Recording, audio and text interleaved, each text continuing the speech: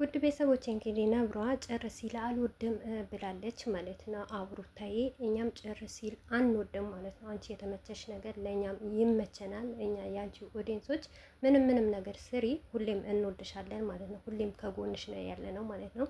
በዚሁ አጋጣሚ ትላንትና ከሩታዬ ጎን ነበረ ኦዲየንስ ሁሉ ማለት ነው።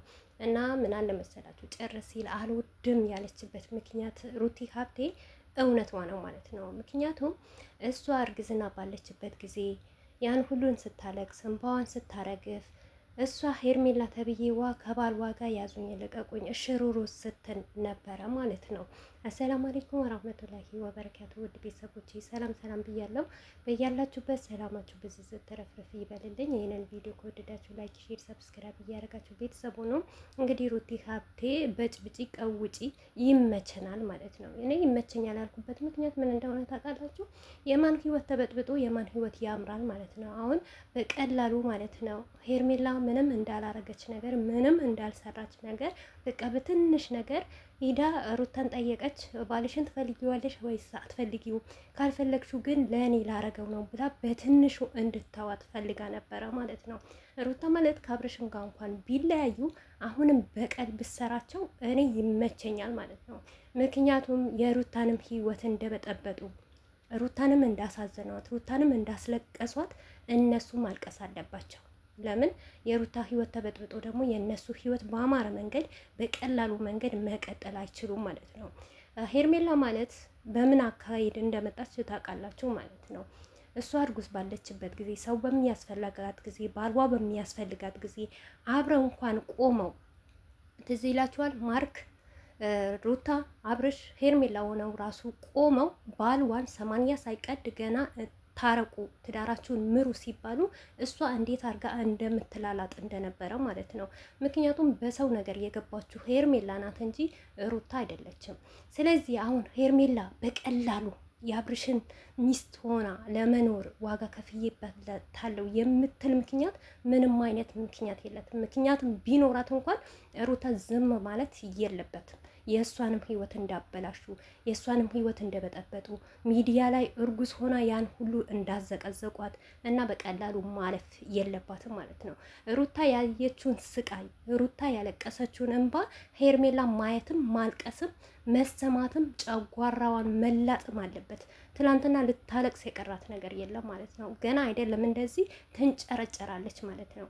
ከምንም በላይ ማለት ነው። ምክንያቱም በማይሆናት ቦታ ነው በመጀመሪያ እንደመጣች ጀምረን ሄርሜላ ታይ ይቅርብሽ፣ እነዚህ ልጆች ይዋደዳሉ። ሩታ ከልቧ አይደለም እልህ ይዟት ነው። በተለይ ደግሞ እርግዝናዋ እያለች በጣም ስለከፋትና በጣም ስለተሰበረች ነው ታይ ስንላት እምቢ ብላለች ማለት ነው። ዛሬ ሩታ እውነት ትዳሯን ብትመራ ቤቷን ብትመለስ በጣም ደስ ይለኛል። ነገር ግን ይህንን ነገር አሁንም ሩታ በቀል ብታረገው በጣም ደስ ይለኛል። ለምን እንደሆነ ታውቃላችሁ? ሄርሜላ ማለት አብርሽ ትዳሩን ሳይፈታ ትዳሩን ሳይበትን በቤቷ በገዛ ሩታ ዋጋ በከፈለችበት ቤት ገብታ በሶፋዋ ቁጭ ብላ ከባሏ ጋር ስትላላጥና ስትላላስ ነበረ። ያንን ህይወት ሩታ በደስታ አይደለም ያሳለፈችው ማለት ነው። ሩታ እንደ ማንም እንደ እቃ ገብታ እቃ ልታወጣ ቤቷ፣ እሷ ግን ውሽሚት የቤት ባለቤት ሆና ቤቱን ዋጋ እንደከፈለችበት ቁጭ ብላ ነበረ ስታሳልፍ የነበረው ማለት ነው። ዛሬ ሩታ በቀልም ብታረጋቸው አብርሽም ሄርሜላ ይቅርታ ማለት ነው ለሁለቱም ዋጋ ብትሰጣቸው እኔ በጣም ነው ደስ የሚለኝ ማለት ነው። አብርሽም ደግሞ ምን የሆነ ነገር መማር አለበት።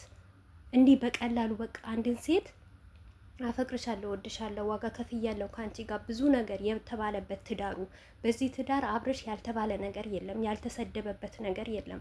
እኔ እንጃ ሚዲያ ላይ ኦዲየንስ ሆነን እኛ እየተከራከርን ለምን እያለን ሞር አንድ ነገር ላስታውሳቸው፣ እውነቴ ነው የምላቸው አብርሽና ሩታ ዱባይ መጥተው የተጋቡ ጊዜ በቲክቶክ አምጥተው ራሱ አብርሽን ሊያዋርዱት ሊስቁት እያንዳንዳቸው በፊታቸው አሻንጉሊት እየለበሱ ምክንያቱም አሻንጉሊቱ የአብርሽን ፊት እያረጉ ማለት ነው እንደዚህ እዛ ስቃይ ሲደረግ እንኳን እኛ ነበርን ከጎኑ ማለት ነው።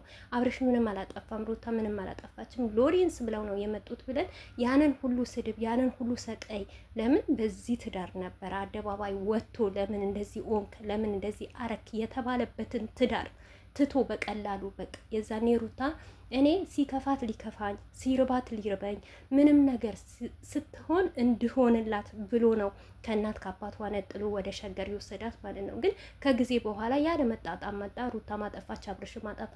ነገር ግን አብርሽን በእንደዚህ አይነት ሁኔታ አይደለም የፈለገ ይቅርታ ቢላት የፈለገ ነገር ቢለምናት አባቱን ቢያመጣ የፈለገ ነገር ቢያረግ በሴት አይደለም ሚስትን መመለስ ያለበት ማለት ነው። ሚስቱ መመለስ የነበረበት በትዕግስት በእሷ ስታባረውም ቢሆን ስትሰድበውም ቢሆን ዝም ማለት ነው እንጂ አንቺ ሄደሻል፣ በቃ ወድጄሽ ነበር፣ አፍቅሬሽ ነበር፣ አፈቀርኩሽ፣ አገባውሽ፣ አስረገዝኩስ፣ ወለሽ፣ በቃ ከወለሽ በኋላ ማንም አይፈልግሽም፣ ማንም ዞር ብሎ እንደማያይሽ ስለማቅ እኔ ከሌላ ሴት አዲስ ሴት ስለመጣች ከአዲሷ ሴት ኑሮዬን መቀጠል እችላለሁ፣ ስራዬን መቀጠል እንደፈለግኩ እሆናለሁ ማለት ይሄ ተገቢ አይደለም፣ በየትኛው ወንድ ማለት ነው።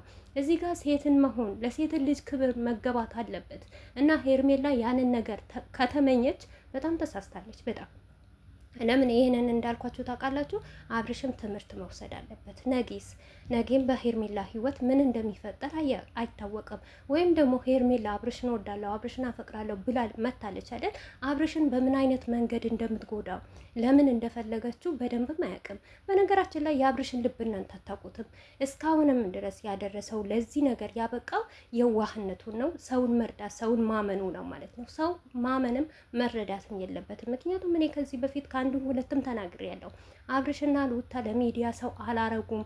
ለምን የማይባሉ ሰዎች ናቸው። በሚዲያ ሰው በዩቱበር የበለጠ አብርሽና ሩታ ብዙን ሰው አሳድገዋል፣ ብዙን ሰው ቀይረዋል፣ የመዳምን ቅመም ጠቅልለው ይዘዋል። ከዚህ በላይ ይበቃል። በቃ አሁን የራሳቸውን ኑሮ መኖር አለባቸው።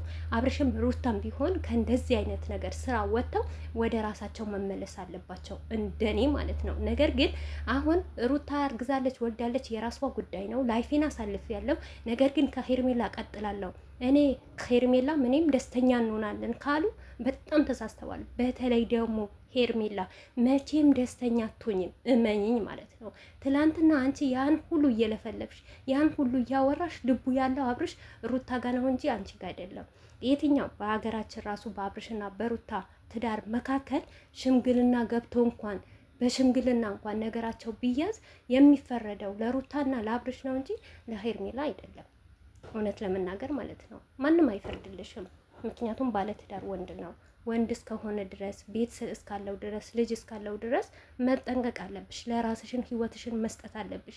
ምክንያቱም ከዚህ የበለጠ እንዳትጎጂና እንዳትሰበሪ ማለት ነው። ሩታ እዚህ ጋር አብርሽን 80ውንም ብትቀድ መብት አላት የመመለስ ማለት ነው። በቃ ባልዋ ነው፣ ትወደዋለች። ተሳስታ ነበር፣ አጥፍታ ነበር እንዴ። ከሰው ስህተት ከብረ ዝገት የሚባል ነገር አለ እና ሰው ማይሳሰት የለም። ማንኛውም ሰው ፍጹም ነው አይባልም። በንዴት ደግሞ የተለያየ ነገር ትጠቀም። ሄርሜላ ለራስሽን ዋጋ ስጪ ማለት ነው። ዋጋ የምትከፊው ለወንድ ልጅ ሳይሆን ላገባ ለባለ ትዳር ወንድ ሳይሆን በራስሽ ሆነሽ እንደምትቺ ልጅሽን እያሳደግሽ መኖር ይሻልሻል፣ እንደኔ ማለት ነው። ምክንያቱም የሩታን ህይወት በጥብጠሽ የሩታን ትዳር አበላሽተሽ አንቺ ሰላም ሆናለሁ ሰላም እንኖራለሁ ሩታ አብርሽን በእጄን አስገብቼ አፍቅሬ ወድጄው ከሱ ጋር ትዳር መሰረታለሁ የሚባል ነገር እንደኔ እውነቴ ነው የምላችሁ ዞር ብዬ ማላስበውም ማለት ነው። ምክንያቱም በተለይም ደግሞ አብርሽ አይወዳትም፣ አያፈቅራትም፣ ለትዳርም አትሆንም፣ ቤተሰብም አይፈልጋትም። በእንደዚህ